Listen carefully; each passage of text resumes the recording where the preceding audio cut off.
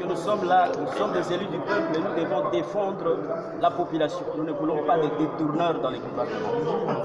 Et ce que nous avons remarqué, il y a eu un rapport qui est sorti qui dit qu'il y a eu 2 routes fantômes dans la ville de Kinshasa. Une route à Matete qui s'appelle Chilombo, alors que ce n'est qu'un arrêt, mais l'argent est sorti.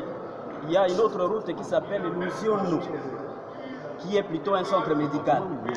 Donc ça signifie que ce gouvernement, avec ce ministre des ITPR, s'est plaint qu'il n'y a pas d'argent, mais en même temps, l'argent qui lui avait déjà été donné, le fonds qui lui était alloué, sont allés ailleurs.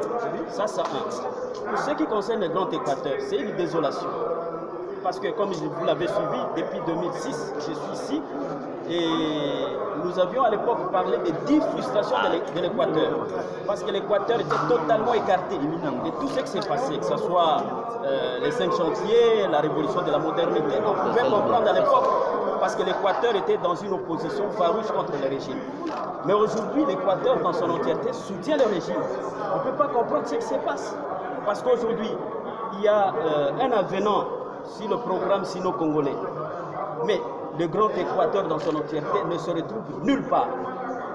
Aujourd'hui, dans la province de la Mongala, vous avez suivi les érosions dans la ville de Lissala, notre route nationale numéro 6, depuis 2006 jusqu'à aujourd'hui.